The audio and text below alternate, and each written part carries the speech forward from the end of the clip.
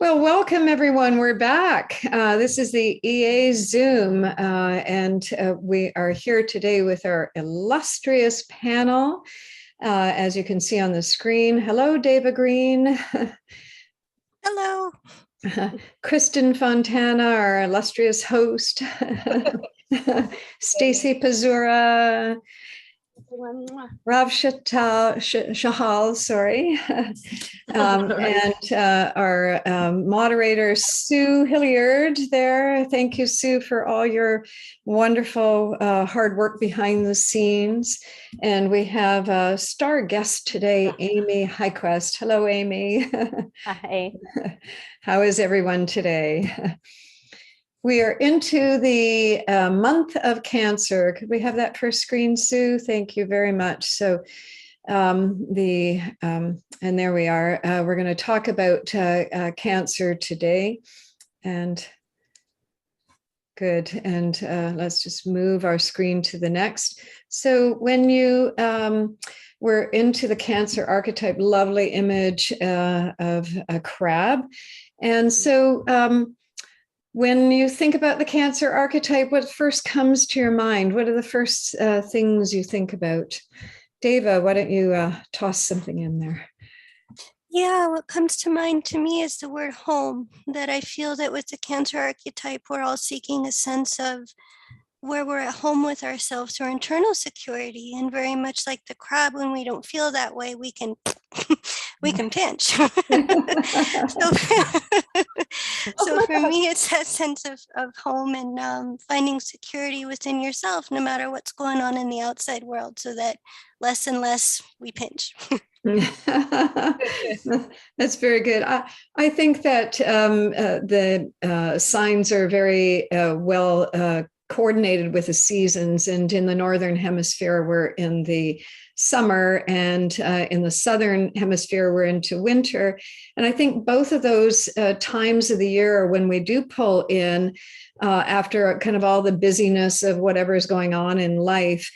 Certainly when summer comes along, it is about family and home and about all those kind of creature comforts. And I think the same thing when the weather is getting a little bit chilly and so forth in the southern hemispheres as well too.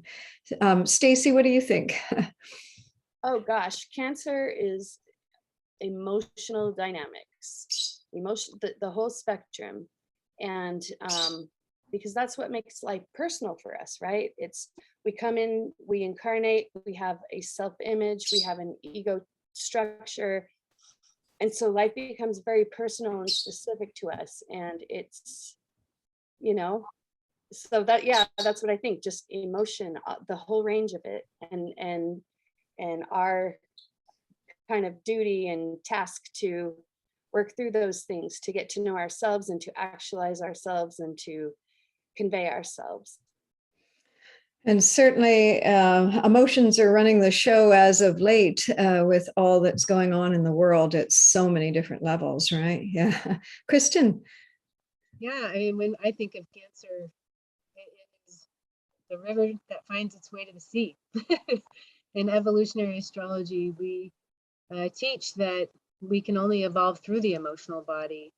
As Stacie was sharing about all these emotions, there's a limit to what the mind can access. And so it requires a certain degree of vulnerability. And that is what Cancer is all about, learning that there is strength in vulnerability. And we're all here learning how to cultivate a greater sense of inner security so we can evolve and mature and feel strong in ourselves and balanced and empowered, part of that cardinal archetype. So it is part of Aries, it's part of Capricorn, and part of Libra, all of those archetypes. When this archetype is healthy, this is a very special energy, because if you look around the world, I think that it seems and feels few that people can really wear their heart on their sleeve and be open emotionally and feel strong and centered in that emotion. And yet it is so attractive when you see it. And the other thing I just wanted to add is that the Cancer archetype can be one of the most challenging archetypes when we are evolving, because we can feel very alone and thrown back on ourselves when we are learning these lessons. and even the really evolved masters and spiritual greats of our time. I shouldn't say even, especially the spiritual greats of our time experience this in spades, because they're continuing to deepen into their journey, and usually on a fast track and a fast pace. So it can also be, while it's this beautiful energy of home and our desire to feel at home in the world with ourselves and with our families, it's really about, yes, to be home within yourself and to create an inner sanctuary that supports you moving forward. Beautifully said. Beautifully said. Yeah. Rob, you have something? Just kind of combining everything you've all said, for me, the image that has always come to my mind is the inner world. So one's inner world that ends up being reflected in the outer world. So understanding those dynamics, first and foremost, I find is so essential to understanding your own emotional nature, kind of how you're reacting to life around you. So yes, it's the whole elements you've mentioned: security, home, emotional dynamics, and linking to that early environment conditioning. Understanding that process then helps you to understand how you react emotionally in your outer world. Yeah. Yeah, Cancers are our fallback archetype. Cancer is an archetype of the past, and emotional self-consistency is the Cancer archetype. Self-preservation comes under that Cancer archetype, and when we fall back on the past, it is really to get in touch with the emotional body and to really maybe reflect on those self-preservation techniques that we have, and the reactiveness of falling back on old patterns, and what is it that no longer serves, and how can that shift take place, so that you are really truly supporting yourself on the emotional level to your highest and greatest good. Yeah. I wanted to share some Cancer news. Ari and Michelle just had their baby. Oh, sweet. Michelle. So everybody's sent and healthy. I don't know of the stats, but it's a Cancer baby born today. He will be sending along stats. He said healthy and just came. So everybody just send them wishes through the ethers. Oh, a new evolutionary astrologer in the making. That's very sweet. A boy? It's a girl. He didn't A even girl. say, but I'm pretty sure they knew ahead of time. Wonderful. All right. Should we move on to the? Yes.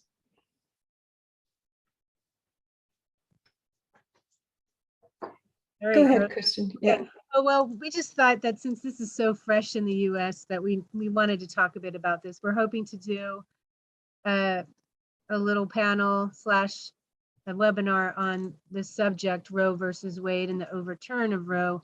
But we wanted to just mention it because Cancer is ruled by the moon, which is woman. And wow, women are really getting hit hard with this one. And so we wanted to just look at the astrological signatures for this, and they are, as always, telling it all. It is very, very interesting. The inner wheel is the Roe versus Wade chart. And I have supplied this data, and I'm not entirely sure. It was sitting in my files, so I'm not entirely sure that the 10 a.m. is exactly correct, but it does give you, enough visual to go on. And it's interesting that Roe versus Wade is close to a Chiron return cycle, which is interesting. It's 49 years since since Roe versus Wade came into effect. During that Pluto in Libra time signature. And on the outer wheel, you see the overturn, which mundane astrologers have placed at 10:11 a.m. in Washington. And you can see the Jupiter position in the outer wheel there at 6 degrees Aries, opposing that Pluto, natal Pluto at 4 Libra, which is retrograde. And there's, the Chiron return in Aries, and Mars is in Aries, and that's Eris, the goddess of discord, there in the first house. There are all those Aries signatures. And I think that this is really an ongoing battle in freedom regarding rights, right? And really from both sides. In the natal chart, the nodes are in Cancer and Capricorn. That's South Node in Cancer in the 4th house. And in the outer wheel, you see Ceres aspecting that South Node, and Ceres is the mother archetype. And she fought very, very hard, for the return of her daughter and so forth. And, Ceres signatures in the chart correspond to everything that has to do with the mother archetype. And, in the mythology, it's a story of rape and abduction as well, too, right? So there's many factors here that are into play. And in the natal chart, that Saturn in Gemini, it's retrograde. I just think that this is the transing nodes in this chart in Taurus Scorpio, the North Node being in Taurus. Again, it's about survival, and it's about reproduction, and on and on. I mean, these symbols are really very demonstrating, and I think that this is a battle that will continue for some time. And what say you, ladies? Kristin? Oh yeah, I mean, Pluto, right, retrograde, right on that Mercury. There you In go. Capricorn. Pluto. Did I say Pluto? Yeah, you said Pluto. Yeah. Pluto transiting Pluto retrograde on the Mercury, but that Mercury rules Saturn in Gemini, which is also retrograde, as you mentioned. Saturn rules the transiting Pluto. So this is the news we got, and there's just two sides of camp here.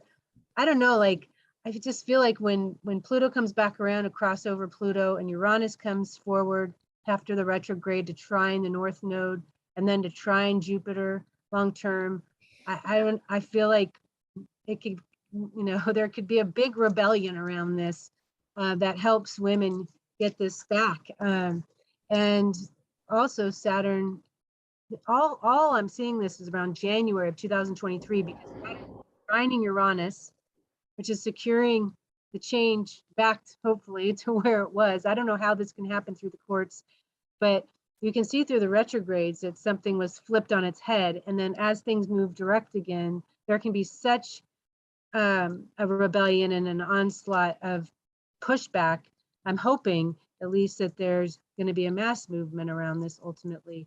I mean, the horror story that I heard, and right after this in the news, is about some 10-year-old who was raped, being forced to go to some other state to have an abortion. I mean, this is just sickness. Like, how far back in it can we go? I mean, it's shocking it took till 1973, and here we are now fighting this again. I mean, there's whatever your beliefs, nobody has got to believe that that kid should be carrying that child. I mean, that everything was against her wishes, and something that she was not in control over.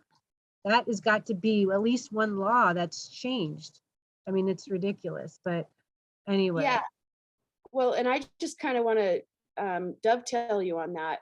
Like, we have evolved past this, right? I mean, there was the matriarchy just was completely disempowered, and we have achieved a relative equality. We still have room to go, but this takes it way back, because I mean, just think of a scenario where, like, maybe a husband and a wife get married, and that the guy wants to have kids right away, but the woman is like, well, I would like to focus on myself for a little bit of time. All he has to do is impregnate her, and she has to give birth to. Do you understand the power there? And so, like, yes, Pluto on that Mercury, it's like, it's simple. All you have to do is impregnate, and it leads to, in fact, I don't even think the men understand the Yeah. implications that it's going to have on them, because they're going to be responsible, you know, for that child. Like, I don't think we have wrapped our heads around. I feel like this is just a typical, not typical, a situation of cancer, 2 steps forward, 2 step, or I can't remember the saying, One but step back. Yeah. backward to go forwards, right? You know, sometimes you go backwards and you're like, you know, but then you remember what you've learned, and then you have a leap forward. And so I truly believe that that's what's going to happen here. We're going to have a leap forward, and it's just taking a step back for a moment. Well, that Pluto transit, is going to be a while, turning retrograde and then going into Aquarius and over that sun of the original chart. It's a few years, right? So there's time to put in. This is happening in the U.S. In Canada, I think the day after this announcement, Canada announced a huge, I forgot how much, but millions, I don't know, like 600 million put into to women's health and support along this line. So our country is completely different than yours, and a lot on the news, a lot of talk for our healthcare system here about what kind of pressure we're going to be under as so many people travel to Canada for their abortions, So, yeah. And Rob, you're in England, so you've got a whole different take on that too, right? Yeah, well, here there was the riots straight away the next day. I believe the next couple of days there were riots and sort of like protests in the main areas in London in terms of women's, just in terms of it's just not being right. That's the only word you can use. It's just wrong in terms of power, equality. And like you said, have we actually evolved? It's like we're actually going backwards, not even 100, 200 years. I would even say post our great grandparents trying to make changes in the country. It's going to have it's had an international impact. It's not just America in terms of the rules and women being affected. Internationally, it's had an impact where women have just stepped back and gone, we have to support, the world has to come together. Basically, it's not just an American an issue. It's a women's rights issue. Yes. Well, this is perfectly the nature of that Pluto transit through Capricorn, which we have been looking at, like all of us, all astrologers are talking about how, the evolution of the structure of consciousness and the evolution of our reality. But we've got duality in that Capricorn archetype as well, too. We've got like the potential for a radically altered reality that is really very humane and very just and very, equality and all of that. And yet we've got evidence all over the planet of oppression and suppression and, those in positions of power putting the squeeze on even more. We've got that duality happening. And this is a perfect demonstration of it. Yet one more, stick on the pile, I guess. That's for sure. Yeah. A heavy one. All right. Well, we hope to dive in more on the subject, just on a separate space together, but wanted to at least talk about some of these transits. And, as Pluto deepens into the last degrees of the sign, it does feel and like it's intensifying, right? Like a full moon. Pluto's going to enter the sign of Aquarius in March, just barely next year, and then back into Capricorn, but then not until the following year in 2024. So this transition between Capricorn and Aquarius and Pluto squaring the transiting nodes is going to be immense. So what a wild time to be on the planet. For sure. Sorry. Okay. Okay. So we're all going to hopefully help shine a light on the subject and carry the torch and do whatever we need to do. Use your voice. You're listening and you can play a role in any of this. Of course, it's so important. We're all here at this time for a reason. We all have a role in helping to bring back this place to a greater state of balance, intended balance. All right, let's look at the transit of the month, Rose.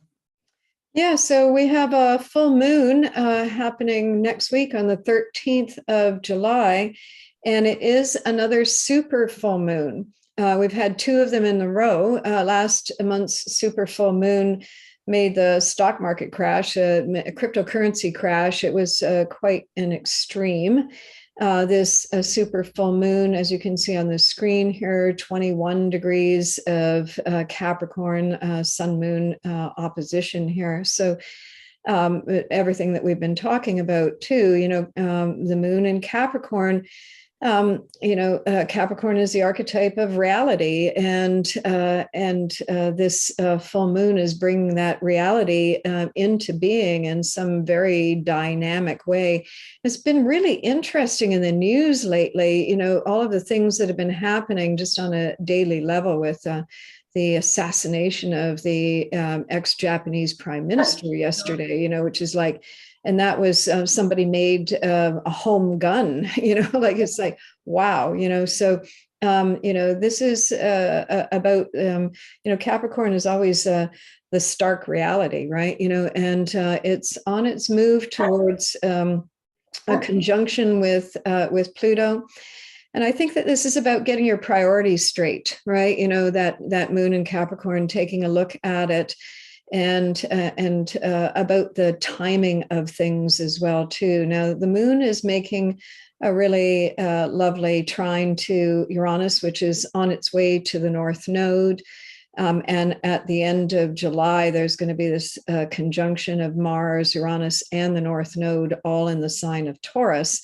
And the North Node in Taurus relative to the Venus position in this chart. But, Taurus is all about survival and what has value and meaning and so forth. And with the moon in harmony or in trine to the Taurus influences in the second house there, it would be a time for you to stop, look, and listen in terms of taking a look at what your priorities are and what it is that has some true value and meaning for you. Where are you going to invest your time? Where are you going to invest your resources, and resources, your emotions, your heart, as well as your wallet, right? Looking at the at that North Node ruler, Venus, sitting in the sign of Gemini, it is forming a square to Neptune, and it has not perfected yet. Neptune is retrograde, so we might suggest here that with that square that there could be some, some download that you have, or some message that you get, or something unforeseen that fills in a missing blank for you. Something you read, or something you hear, or something you witness that might just be an aha moment that you could take and apply. Venus is also in trine to that South Node in, I meant to say Saturn in Aquarius and retrograde. So Venus in Gemini is a suggestion of exploring new options, right? Exploring new concepts, new ideas, new pathways for yourself, right? So there's a lot in this chart. Kristin, what would you like to offer about that? Yeah, I mean, we do a show every month for those listening on the transits for the month to come, and we were talking a lot about this particular day. And speaking of the fact that we are addressing Cancer for the month of July, we always talk about the new moon and full moon, because we all can feel it and see it when we look in the sky. When the moon is new, we feel more energized. When it's full, we feel very emotional about our life and all sorts of subjects, anything that's really tugging on us. So as the moon grows full and it's a super moon, you can feel really that something is coming to fruition or to a head. Something may be ending while something new is beginning. It really can be a time when, because of it being in Capricorn, where it's important to really close a chapter of the past. It can be dynamics and relationships that you have that aren't serving you through that square to Neptune, and being able to talk about what it is that you need with somebody if you're not getting your needs met. The trine to Saturn says, hey, if you actually address the pink elephant in the room and talk about what it is that you need, then Venus trine to Saturn can secure a change moving forward, because, you know, it takes courage, it takes consistency to change the groove in the record. If a relationship has been going on in a certain way for many years, obviously one conversation is not going to necessarily change it. It may take countless conversations, but a super full moon in Capricorn can mean it's got to change or else. That is how you deliver your message. It will change or I'm gone. There's the door or I'm out the door. So I think it's a powerful time for women in this context, whether you're at work and maybe you're not feeling like you're being treated fairly or getting paid what you're worth, or you're in a relationship where you're feeling invisible and you need your voice heard. So it's a powerful time just to step up, to step out, to take risks, and to really lay it on the line. Yeah, and also in this chart, Mercury is square Chiron as well too, and the moon will have squared Chiron just before in the sun and all of that. And Capricorn itself, timing. And I think that if you are really honest with yourself, you're going to have that sense of it's time. You know, that might be the message, right? It's time. It's time I did this. You know, there's something about with Chiron in the mix. It's fate, it's destiny. It's got that sense about it, like this showed up for a particular reason, or I'm facing this, or I'm challenged by this for a particular reason. And no, I think that comes to a head with a full moon. Right? Anyone else want to? Yeah, I was thinking with, oh, go ahead. Sorry. Go ahead, Stacie. You go. Why don't you go first? And then we never know, we might have the same thing on our brain. No, I'm sure we won't, but I mean, I just want to validate the insights that are going on here, because just to, like, you know, in my own personal life, like I have a car that is supposed to be this like completely reliable, the best car, the most reliable car.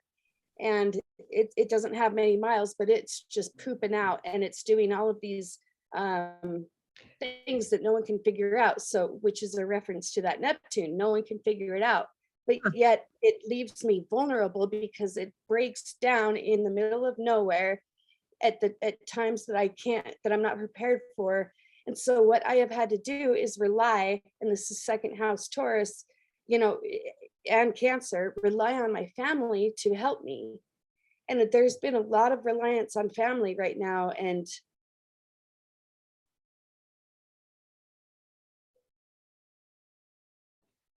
it just from the internal process of it, it is a vulnerable place. It's a vulnerable place to have to rely on others.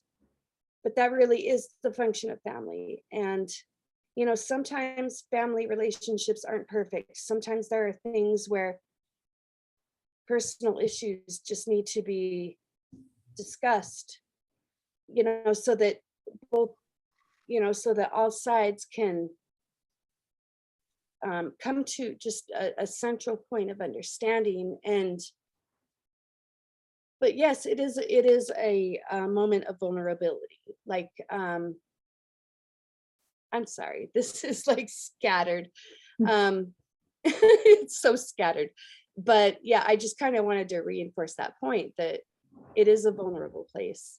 And yeah, so I'm going to move on. Well, it's a great example. Absolutely. Where did Deva go? We lost her.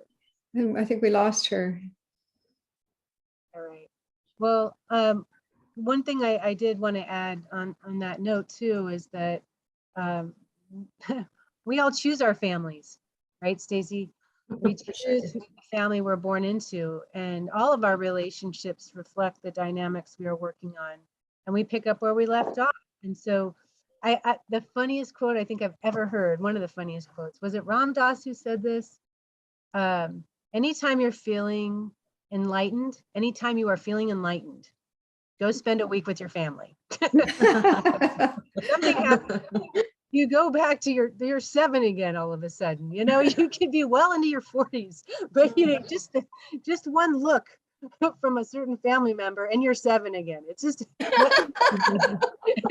you know, and you're forced to have to, you know, pull yourself up, put your big girl pants on and pull yourself up by your bootstraps and try a different way. That's what this super full moon is about. Saturn is retrograde in Aquarius. It's the ruler of the super full moon in Capricorn. The super full moon in Capricorn is so close to Pluto and it's balsamic. It's like, okay, we're not doing this anymore. I'm going to try this direction, this entry point. I'm going to try the back door this time. Or maybe I'm just going to show up at all, you know, whatever it is. But yeah, we choose our family. So, and no family is perfect. We've all got our stuff going on. Well, and yes, and it's true. And, you know, we have no idea of how we show up for one another. And that's part of the Chiron piece of it as well, too. And with the Cancer Capricorn archetype, sometimes it's very hard to receive, you know, when we're in need. And sometimes it is for other people to exactly do that, show up for us. You know, so we provide the opportunity for others to show up as they can, right? You know, so there's many facets to this full moon, I think. If we're going to move on right now, I'd just like to point out I didn't realize this until I started prepping for today. It's very interesting that we're doing this full moon, and the person that we are looking at today, because we're going to talk about Queen Elizabeth. And Queen Elizabeth's ascendant is 21 degrees Capricorn, which means that this super full moon is running right across her ascendant descendant line. And I thought that that was quite fascinating in terms of the Pluto position coming to the Pluto in the chart, and that's an ending and a culminating pattern, correct? And, you know, she's getting to be a certain age. And I wonder about this super full moon. She's already stepping back from some of her public events because her knees aren't handling it, which is a Capricorn thing as well, too. She doesn't want to trip and fall in public.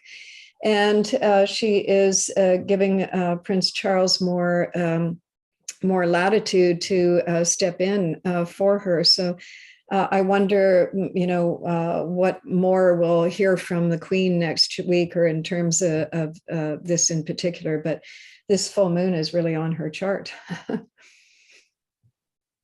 Yes, absolutely. Right. Before we go into her chart, just a little bit of background information on Queen Elizabeth. Not that she needs any introduction, because she's one of the most famous women in the world. But I have to admit, whilst doing the research, I had initially wanted to do her chart because she has Pluto in Cancer. But then just reviewing her chart and her life and stuff, I realized she's the perfect example of the Cancer archetype, because not only is family life very important to her in terms of her own family and her own legacy, but also in terms of being like a figurehead for the UK and all the Commonwealth countries in terms of being the head of the family for everybody that she represents. And as we know, she just recently celebrated 70 years of service and her Platinum Jubilee. And there was a lot going on in England. It was a lot of fun. You know, it was really nice to see everybody celebrating and just getting together and celebrating her legacy and what she's achieved. We know she's had an extraordinary life, you know, born as the first daughter to the Duke of York at the time, who eventually became King George VI, when her uncle, King Edward VIII, voluntarily abdicated the crown because he wanted to, as everybody knows, wanted to marry an American divorcee, Wallis Simpson. Hence, he voluntarily stepped down and her father had to take the reins. But not many people are aware that she was always, in a way, destined to be queen, because when King Edward VIII became king, he actually was a bachelor. He didn't have any kids. So it was always going to be the brother being the next in line, his brother, and then the queen being the eldest child of Prince Albert at the time. And it's known that her family were very traditional in terms of how the royals were presented, especially with her grandmother, Queen Mary. she was very adamant that they had an image to uphold.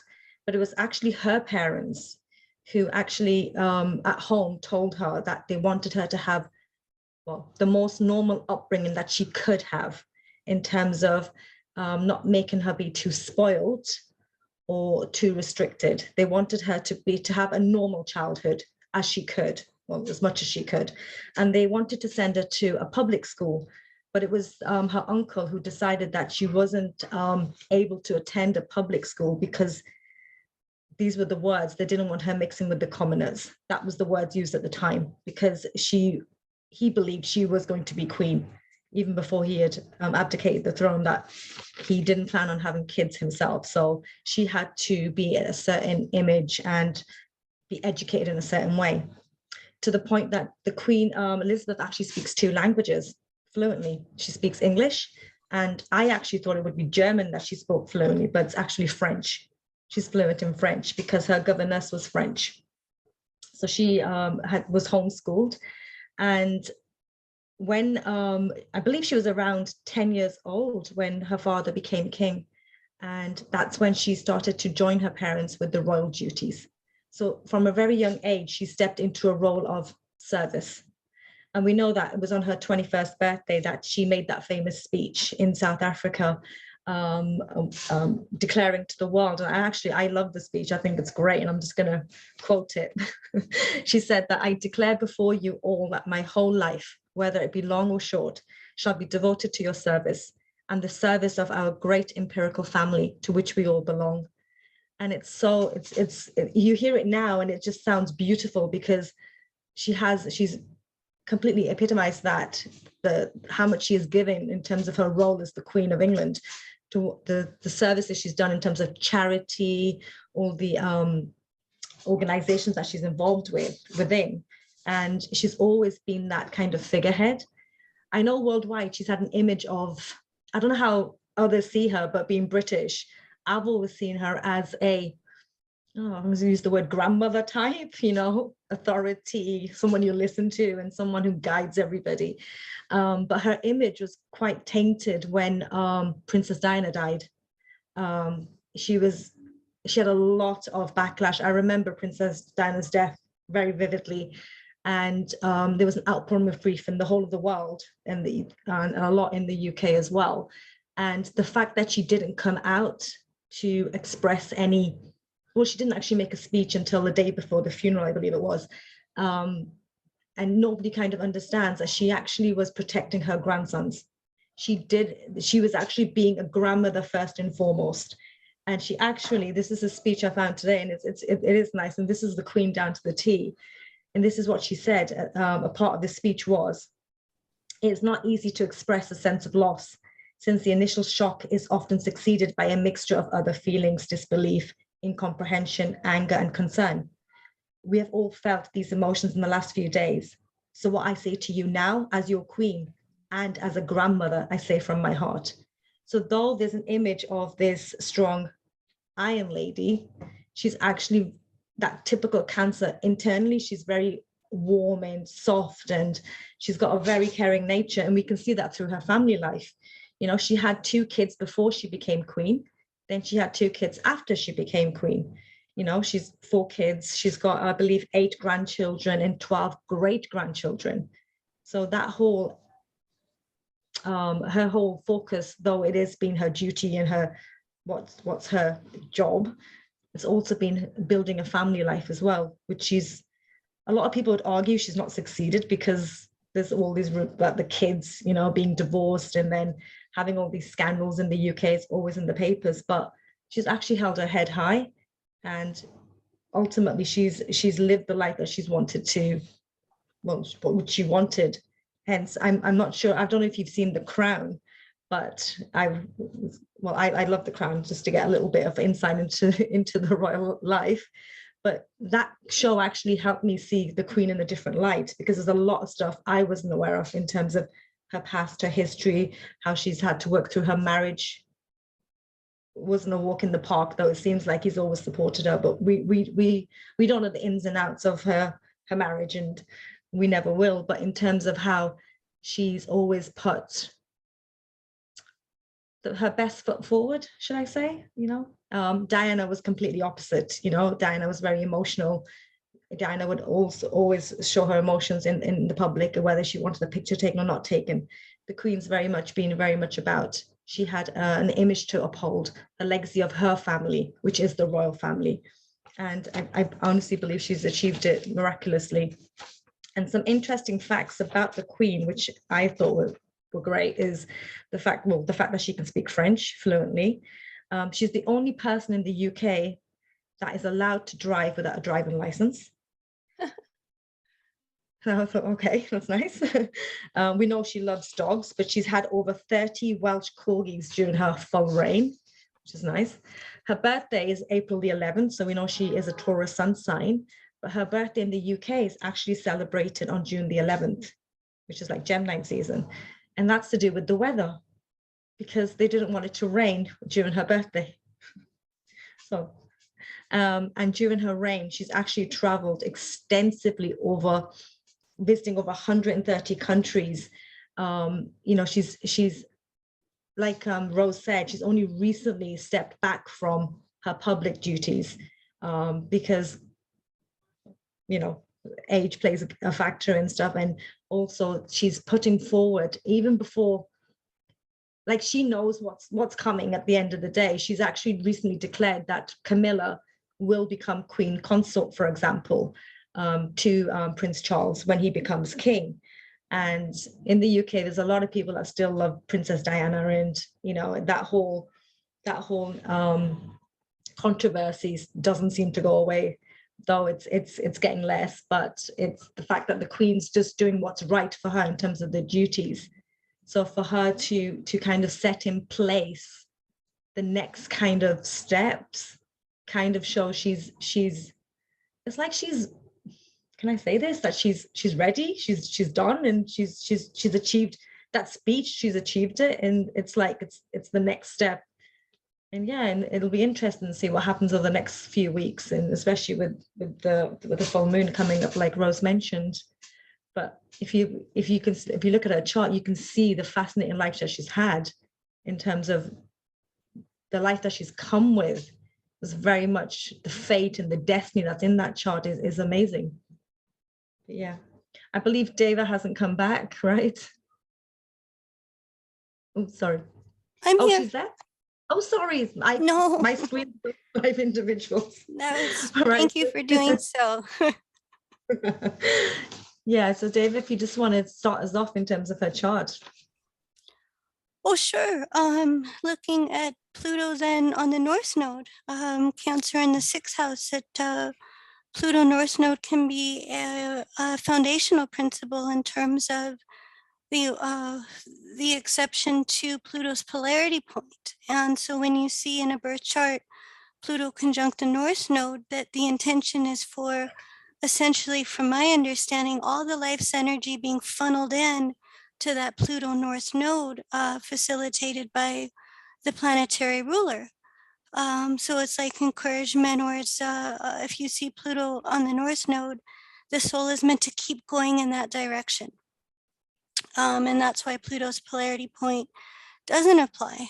So in this case, we're seeing the Pluto being in Cancer in the 6th house, with the moon ruled by the moon in Leo in the 7th. And from my understanding, that's symbolic of, from what I heard, the life that she's picked, and essentially being a symbol for equality, or becoming also a messenger of, from my perspective, seeing the self-empowerment dynamic, seeing the Leo in the 7th and Cancer in the 6th, that she was always trying to put her best foot forwards to unify.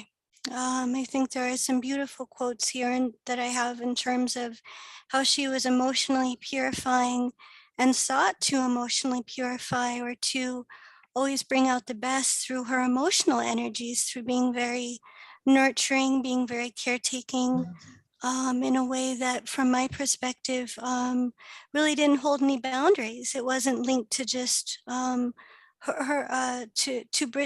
Britain or the UK, but she really sought to also extend the same equality to other nations and to bring out the best in terms of what she was trying to bring together, so to speak. Would that make sense to you, Rav, from what you know of her? Yes, absolutely. Yes, in terms of that, was that whole Pluto conjunct the North Node, where I don't know if you see this, but I feel like she has done this before in terms of the high position. And so it's just her picking up from what we said earlier, picking up from where she left off in terms of stepping into a role that was very much going to be public facing. There was always going to be that kind of being in the public eye and being a representative of whatever it would have been, you know, the family that she's chosen. I truly feel like she's had lifetimes within the same family dynamics. I don't know if you agree. That could make sense. Yeah, the reason why I thought that, I'm trying to think why I picked that up now, would it probably have been done with the South Node in Pluto at 21 degrees, conjunct her South Node in Capricorn. Capricorn being authority, public image, and just, and also with the North Node in Pluto conjunct her North Node in Cancer, relating to family, how a family was always the key environment that she wanted to evolve her soul, but it had to be done through a public, for the world to see, basically. Right, and in the way that felt most emotionally correct, or a way that helped her improve as she was meant to from potential indiscretions of the past. It was like that became a filter, or that became the lens through which she accelerated or empowered herself also from other lifetimes, potentially, as you're saying, from other family dynamics, doing it in a way that she felt emotionally attuned to, seeing the moon in the seventh to give back. And I think beautiful quotes that really illustrate that are, I think this is so reflective of the sixth house energy in Cancer. Perhaps we make too much of what is wrong and too little of what is right. The trouble with gloom is that it feeds upon itself, and depression causes more depression. Just imagine her in the royal family from the little bit I know, and the emotional state, seeing the Cancer energy and the North Node in Cancer in the sixth. Well, we're going to make the best of this. We're going to put our best foot forward. We're going to use this in ways to serve the greater good, or to serve the public through the role. And that being a way to bring to fruition, seeing North Node Pluto conjunction, her life's intention. And this also, one more quote, and then I'll pass it to you guys. Says, over the years, those have seemed to me to be the most happy, contented, and fulfilled have always been the people who have lived most outgoing and the most unselfish lives. So I can see that as the Pluto North Node in the sixth house and the moon in Leo in the seventh, that it's that role of coming out to the world in ways that are really about seeking the best, or bringing out the best, and that would feel most emotionally right or adequate for her as a means to improve, or to potentially rectify from indiscretions of the past, and putting so much energy there that it like came to fruition in the ways that you were sharing. Yeah, no, I agree with you what you say there. Rose, any insights from yourself? I think you said something a few moments ago about having done this in the past. And I wanted to point out that the south node of Neptune is 12 Aquarius, and that is a direct opposition to her moon, right? You know, so this is bringing something from the past and doing it in a new way. And it's interesting because the Leo Aquarius polarity is intercepted across the first and seventh houses. And I think that that's it's a great example of an alternate course for the life, because initially, I know, Rob, you said that she was always destined to be queen, and I do believe she was, but not on the normal course, but the alternate course. And, I was doing some research. I was actually looking at her mother, but I found this quote here, or found this piece that her grandfather, King George V, had expressed private reservations about his successor. That was King Edward, who abdicated, right? Saying, "I pray God that my eldest son will never marry, and that nothing will come between Bertie and Lilibet and the throne."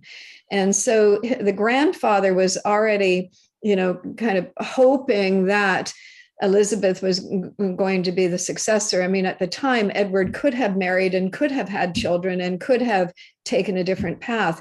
This is interesting in terms of looking at intercepts of it providing an alternate course, right? That's a very, very interesting thing. The moon in Leo, and of course, Leo is a sense of, special destiny or special mission and so forth. So indeed, she has had a special role to play. And the seventh house, by the way, among other things, is a house of the public, right? So here she is, that moon in Leo makes her a figurehead.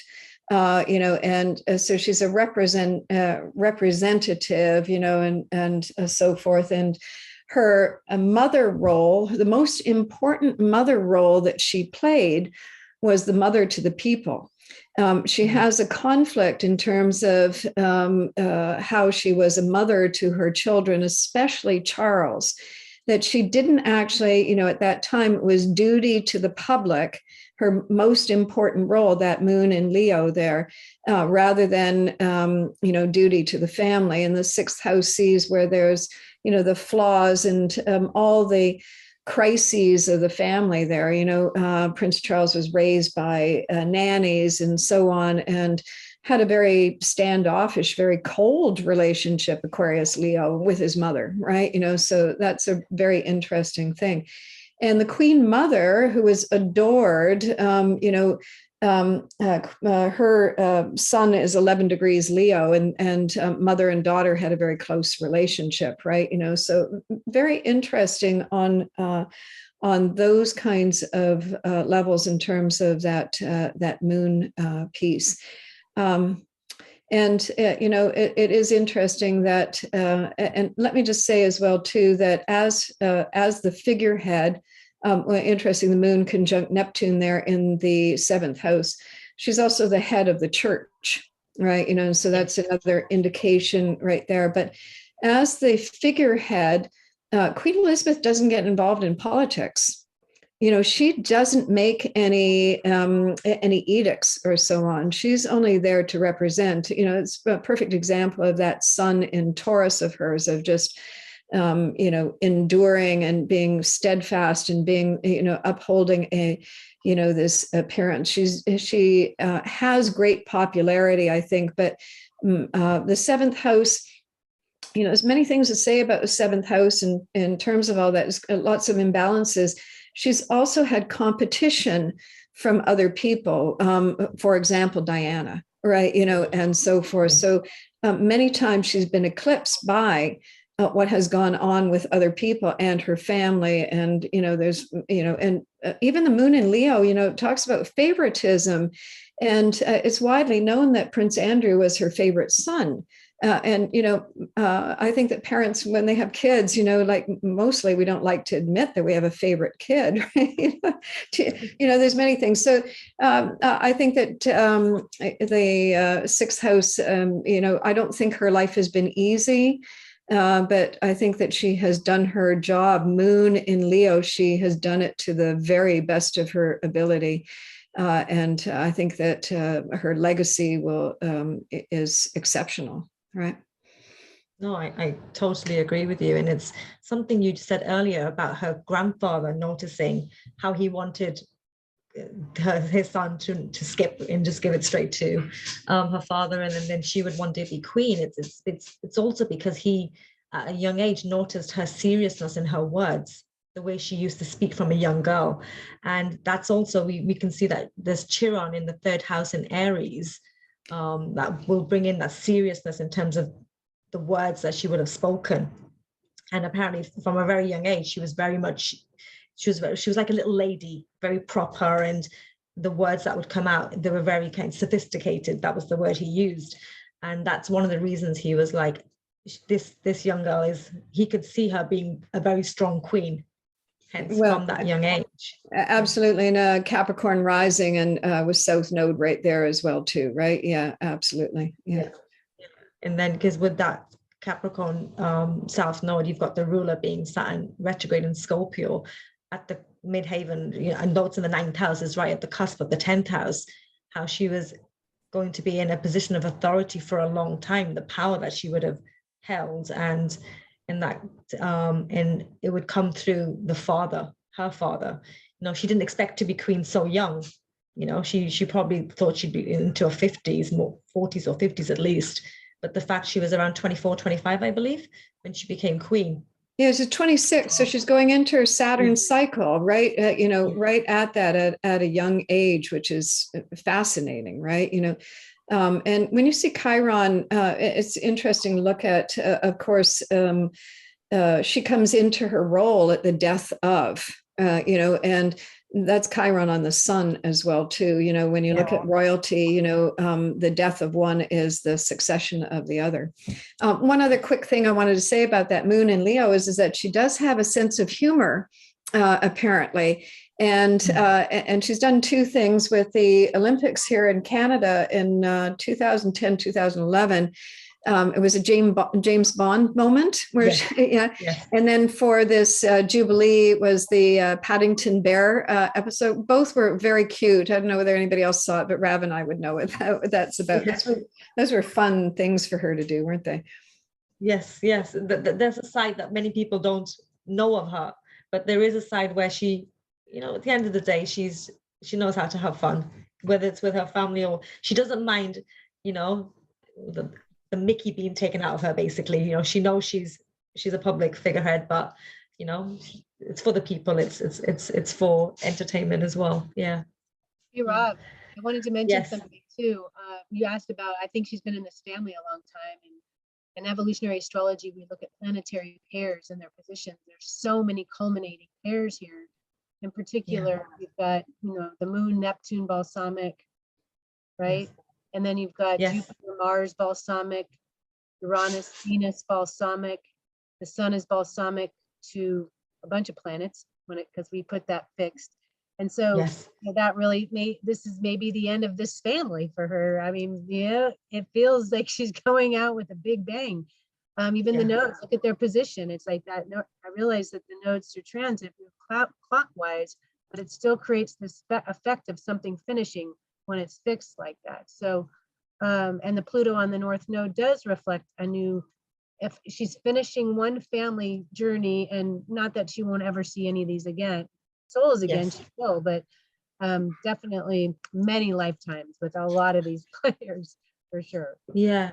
No, I agree with you. I think what's ending for her is lifetimes in the public eye. I feel like she's had a lot that Chiron and I believe that Chiron in the 3rd house, squaring the nodes, is also a closing chapter of just expressing her truth. And though she never wrote most of the speeches, but the fact that she voiced them and with the authority she voiced them, she will have had some say in some of the speeches, but it's just like every Christmas, it's a tradition that you sit down at 3:00, you put on the BBC, you listen to her speech. It's just become tradition, and everybody listens. It's nice. And there's a couple of quotes I had from 2002 Christmas broadcast, and I just thought, she's actually quite, if she wrote this, great. I'm not sure if her publicist did, but she just put, each day is a new beginning. I know that the only way to live my life is to try to do what is right, to take the long view, to give my best in all that the day brings, and to put my trust in God. And there's your moon conjunct Neptune in the 7th house, she's always put her faith in God. And that was her kind of driving force as well in terms of the life that she's lived. But I agree with the cumulation point. And one other thing that Cancer Capricorn nodes in evolutionary astrology, Cancer Capricorn talks about the gender material as well too. And it is interesting that, you know, normally it would be the king, not the queen. And so she's in a non-typical gender role in terms of, you know, a power position, right? You know, so I think that that's got something to do with Scorpio on her midheaven, Saturn in Scorpio retrograde in her ninth house, you know, and so on. It was for her to be powerful in the feminine in this lifetime. Yeah, but before I pass on to Kristin, it's funny because I've always seen Queen Elizabeth as a very masculine energy. There's something very masculine and authoritative, and just there's just always been that image with me with her. And yeah, Kristin, if you wanted to talk over Amazon and Lilith. So I like to weave in these goddess asteroids, of course. You know, and when I was getting into this work, and I was overwhelmed with how many directions you could go in astrology. There's so much to know. I'm sure our guest Amy's feeling this way, right? We'll talk to her about that. But when you dive into this work, sometimes you don't know where to start. And I remember Jeffrey saying, just follow what is instinctually coming up for you. What are you feeling drawn to do? What do you have a desire to learn more about? Because there's always going to be all of this. And for me, it was always the goddess asteroids. In addition to I'm starting with the planet Pluto paradigm, but really wanting to dive into this Cancer Capricorn imbalance, right? Matriarchy to patriarchy, and empower women. That's what I wanted to do. And that's what I've spent most of my time as an astrologer trying to do. Although empowering men with their emotional bodies. And I really find you can see so much in the Lilith, original Lilith, not the Black Moon Lilith, but the original Lilith. The Black Moon Lilith, which a lot of people look at, is actually a projection in space. It's not an actual body. It's not a physical body. The asteroid Lilith, we call the original Lilith, is in the asteroid belt between Mars and Jupiter. Back to the Black Moon Lilith, which is shown with a crescent moon and a cross below it, is called the Resolution Lilith. But again, it's not a physical body. And so Jeffrey didn't really take that asteroid serious. Oh, it's not an asteroid, this point in space, seriously. Asteroid Lilith, he said, you can see the original, the distorted, and the resolution all in a triple signature like that. You can see the original manifestation of something, the distorted manifestation of something, and the resolution in any aspect in the chart, in any archetype in the chart. Just like not all Leos are alike, right? There's a light, there's a shadow. You can look at every aspect and every archetype in that way, the Trinity, right? The triple signature there. So with the original Lilith, we can see the original design of any woman. And in this case, with Queen Elizabeth, her original Lilith is in Taurus in the third house. The house does come first in EA, but I'll speak to this in a minute. So within the original Lilith, you can see for her original design, the distortions that would have played out through patriarchal effects, suppression, conforming, and then you can see the resolution in that same signature through aspects, through trines, through squares, through oppositions, what have you. So everything can be seen in that one signature becomes so simple, really. And with the third house, you guys have spoken so much about her original Lilith here, being a messenger, being her voice being so powerful in the simple messages she has, right? Just the beautiful messages at Christmas. There are these simple teachings that bring everything back to the root or to the base, the foundation of something. And Taurus is that. It's so much about just being simple in the world, and even with her message. And the ruler of that is Venus in Pisces in the second house. So it is a universal message for all on earth, right? She's kind of like an earth mother for all, with a spiritual message, and a message even that reaches all faiths and the dogmas within it. But everybody may have a different way of a different god or how they worship their god, but she will always bring that message of God and that message of faith into her message for the day. And so she's resilient, very Taurian resilient, very steadfast. She is a survivor. So we want to say God created her to be a survivor, to be a strong woman in the world, and she's very male female. The nodes speak to that, has a strong male energy, and you would have to have that in order to be queen. You'd have to have very thick skin. I heard this quote recently: even thick skin bleeds. I thought, wow, so she may not appear to be bleeding, or weeping or suffering, but she does. She's just got to hold it all together, very Taurian. And so I see her very much as even a woman of few words in many cases, with the original Lilith and the third house in Taurus. And leading by example, to me, feels this way also. Slow, steady, not reactive, very Taurian in that way. Looking at the long view, I would say too, planning ahead, being practical in your approach, taking care of business every day. Amazon, I also like to look to very much in the chart, because Amazon is the female warrior. And we see that with 10th house, Capricorn in the Pisces house, Amazon and Capricorn in a Pisces house. It restates this Pisces element we've been talking about, just how she brings herself to the world and the spiritual lens that she has. And the Capricorn is, she was forced to grow up fast. She was a little lady very early on, right? With these sophisticated words. You can see both of these archetypes, even with the asteroids in this case. Everything you've been talking about can be seen with these two asteroids. It's really amazing in that way. And so, yes, being forced to grow up fast, but also Capricorn is, it is the girl who's carrying the torch in a sense. I mean, I think of Aries very much with the torch, but a woman who's shouldering an incredible amount of responsibility, and who the whole world has their eyes on her. Capricorn is about shouldering responsibility. And it is definitely, it can be, have you ever heard this expression, guys? Aging in reverse. Capricorns can come out of the way, they look like little grown-ups. And she does have a great sense of humor. I see that with Jupiter on her Mars, and that's how she overcomes the trauma of the loss or anything else that's been coming at her. So anyway, that's how we understand these asteroids and how you can see them restating themes that we've already discussed and fill in more of the blanks. So she's definitely, she lived the life in the way that God created her, even in this context. I just wanted to make a comment, Kristin, what something you just said, that she was very, very cold as a mother, to Charles, and, it was duty first, and she was going to do the right thing by keeping him at arm's length.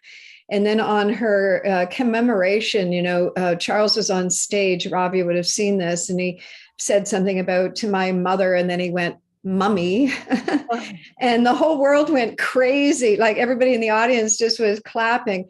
I would think that back then, when she was a new mother, she would have cringed at that, and here, that it was so charming. I just thought that showed evolution from Capricorn to Cancer. Oh, definitely. He probably wanted to call her that his whole life, and she I'm sure. Well, apparently he's always referred to her as mummy, even to this day. That was just his word to her. But the fact that, because I don't use that with my own mom. I've never used mummy since I was a young girl. But the fact a grown man is using it, that's the reason why it's in public as well. In public too. Yeah. It's like, finally letting his emotions out. But yeah, before we close on Queen Elizabeth, Stacie, did you want to add anything? Because I know everyone has hit the points, so that's fine. Yeah, interesting lady. All right. Well, we have a special guest today, Amy Melissa, and Stacie's going to interview this new gal to the scene. Go ahead, take it from here, Stace. Yeah, so it's always exciting when we have new souls come upon this work, because you got to admit it, this is not the easiest kind of astrology that you can learn how to do. And so we always celebrate when we have a vibrant soul who is just really into it. And so we're going to learn a little bit more about Amy. And so welcome, Amy. How Hi. are you? I am good, very busy, tired, as I've told, others too in the group, coming towards the tail end of my Saturn return. So I've been putting in a lot of work. But yeah, doing well, super happy to be here. Really grateful for all your sharings and wisdom. And yeah, bear with me, somewhat shy in the spotlight. I have a stellium in Virgo, and Mars in Gemini conjunct the South Node. It's a little, I'm like, oh, I never know what's going to come out. So I'm the same way, so don't even worry. So, I mean, the first thing we always want to know is what attracted you to this, evolutionary astrology as taught by Jeffrey Wolf Green? What brought you here? Yeah. So as I relate to with other people and their stories too, is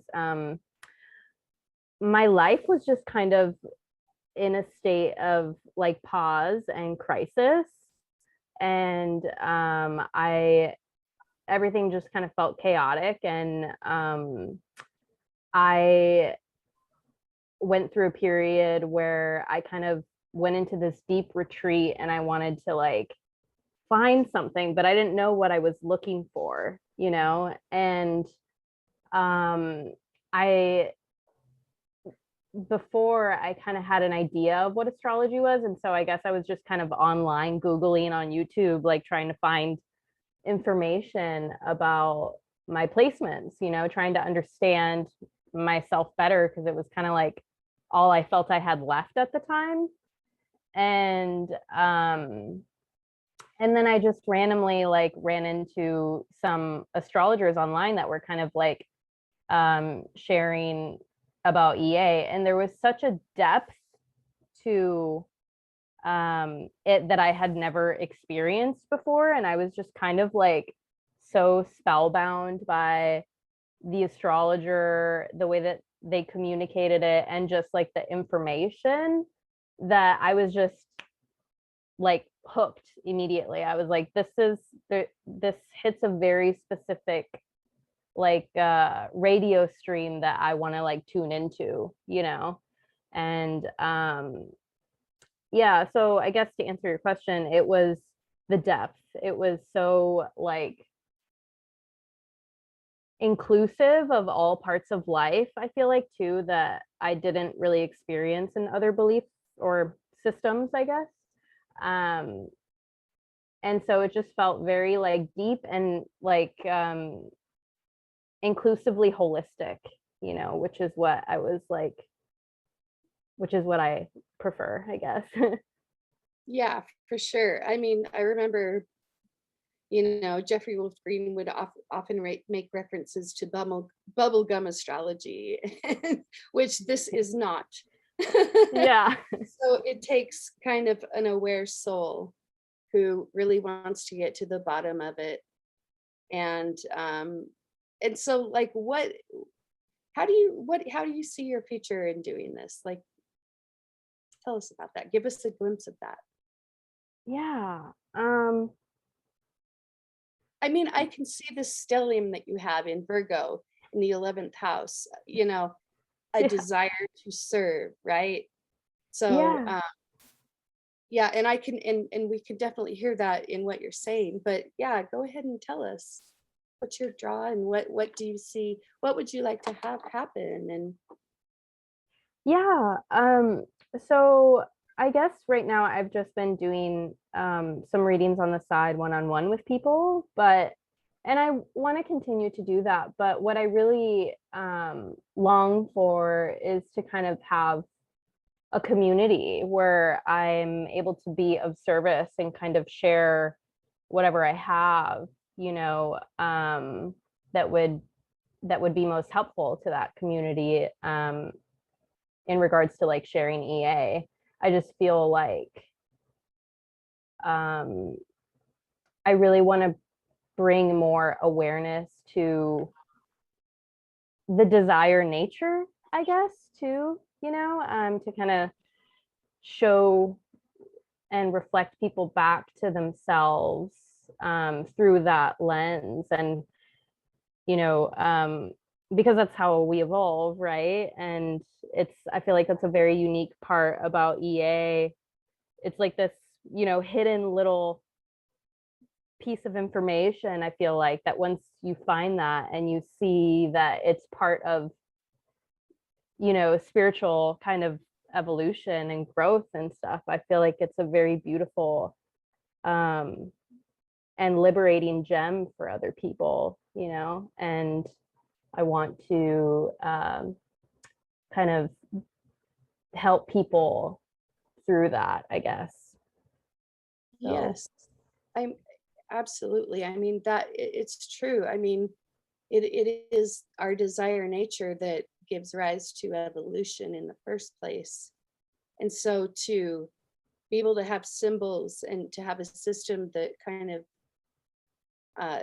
tells you where to start, and through observation and correlation, you really can help people focus on that key spark that is the reason that they are here in the first place. And it's a lot different than just, sitting down with an astrology chart in front of you and just saying, well, this, this is your personality. It's so much deeper. There's so much more intention, and it is a spiritual thing. And so I just really congratulate you for being open to this and embracing it. And you're just a lovely, vibrant soul. And I cannot wait to see what you actualize. Thanks so much. I really appreciate that. Thank you. Yeah. Anyone else have any comments? Community will build naturally. You're a natural fit. I can already feel it. And I know with this work, people have to be ready. And that's why it was like that for you. You were hooked immediately because you were ready. And you want to go to the depths that are required. And what else is there to do in this world but the work? So the work we do on ourselves can then help shine a light for others and reveal those gems within their own souls. How rewarding. It is so rewarding. I will tell you, after all these years, we will all tell you that. It is the most rewarding body of work to help somebody with timeless things, not temporary things. So welcome. Thanks so much. Thanks. I don't know what to say. Okay. Thank you for the warm welcome. Absolutely. Your Virgo Sag too, just wanted to say thank you so much for coming out with the work in the way that you have and encouraging others to embrace their own truth in the ways that I've worked with you. And I can't think of a better way to use the work than that. So welcome. Thanks, Deva. All right. Well, we look forward to seeing you again on some platform in the future. If you're open to that, we'll get you going on a platform or two. I mean, there's so many places you can go with this work. So find your niche, or find the place where you're feeling so inspired and empowered. And I love what you said about helping people to connect with their desire nature, because when they can connect with that, boy, that fire is lit and forever forward you go. So that sounds like a great name for a webinar. Right. Connecting with your desire nature with Amy and Melissa. Okay. All right, Deva, you've got a movie of the month, I think. Yeah, I was thinking that Karina would be a good movie pick for Cancer because it starts off with some pretty challenging cancer dilemmas. She's the young girl you see in the picture, Molly Singer. She loses her mom when she's really young. I think she's 4 or 5, and her dad, played by Ray Liotta, is just thrown for a loop. He has no idea what to do with his young girl here, and knowing that she needs some sort of mothering and nurturing, and typical Capricorn polarity. I gotta work. I'm the dad, and what do I do here? And then Karina Whoopi Goldberg, he hires her as a caretaker, and at first she won't talk because she's so shell shocked and she's so locked in her cancer shell from the loss that she'll only, the way that she communicates with her is say once for yes, 2 for no. And so my point is that she totally draws her out of her shell and really helps her with the cancer energy in terms of letting out her emotions. I remember at one point, she's really coaching her to talk and express how she feels. She said, I know sometimes you feel so angry, and here's a clown, here's a dummy clown. And when you get mad, you just punch that clown. You just say, I'm so, and the dad's watching this going, wow, because from 1 month to the next month, his little child wouldn't talk. And he's just so worried about what to do. And then within 1 month, she's running around smiling, happy. And when I get mad, I'll do this. When I get sad, I'll do that. And so then they have their own family unit. A romance develops between the dad and Whoopi Goldberg, and that creates its own cancer security issue in terms of what the family is supposed to look like. But in the true spirit of Cancer, they honor how their emotions are feeling and the emotion, what she's bringing to the little girl, and how that's impacting their life. And they make decisions based on what's most emotionally best and supportive, and cultivating that inner sanctuary or the best supportive space for them. And that creates the security for them to block out whatever comes from the outer world. So I thought it'd be a good pick for Cancer. And how when we find that, we find that strength in the vulnerability, and we honor what will bring us that, then the rest of it we feel, even if we feel vulnerable, that we can do. So I thought it'd be a good Cancer movie for those reasons. Love it. Thank you, Deva. All right, so I'm ready here for the close, my inspirational message. And just recently I watched, it's a series, I believe, called Primal Survivor from Disney. And it's about this guy who was born in the Amazon, and he was trekking through the jungle in Guyana barefoot. And so they film him through all of these crazy places. I can't even imagine going through there with, full gear on, let alone bare feet. But at one point, he was talking about this swollen river.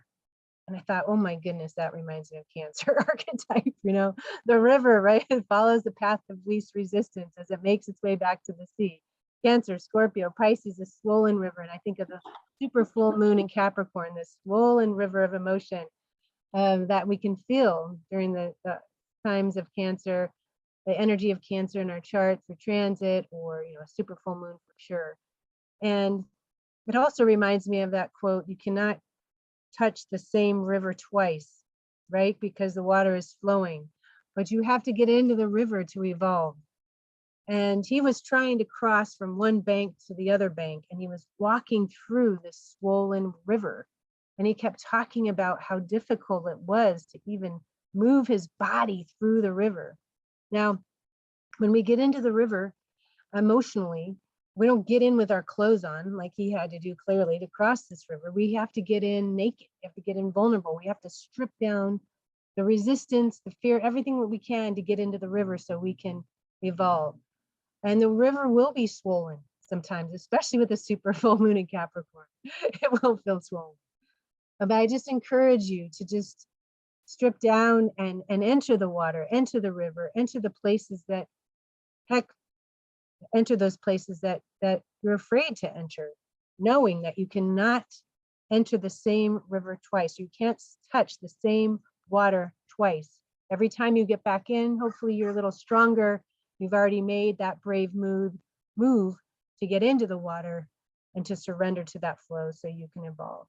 So that is my wish for you during this month, this Cancer month, and this super full moon, to get into that river, even if it's swollen, and surrender. All right. So it's been about a year since this book came out, and Linda Johnson was the genius in all this and put this thing together. We've got a lot of names here, astrologers I'm sure you're all familiar with, and we did about a year of webinars going through all the archetypes of natural astrology and how it's reflected naturally, those archetypes in the zodiac. So if you don't have a hold of this book, we highly recommend it. And thank you, Linda, we miss you for that. And I really want to encourage anybody who's listening who haven't gone to the message board, schoolof-evolutionaryastrology.com, to post questions, to get involved, to connect, to build community. Amy, jump in whenever. Don't be afraid to jump in there. There's just years and years of information, of exchanges, of content that is free for you to access. And if you're interested in becoming a more serious student, there is a correspondence course there, which was the original course taught by Jeffrey Wolf Green back in the 90s, which is pure gold. That's the place you start if you do want to get certified to become an evolutionary astrologer. So thank you all for being here again today. It's so good to see you, and for all your contributions. Mwah. We will be back here next month to share about Leo and another fingerprint of the month. And we hope the queen makes it through this super full moon, right, Rob?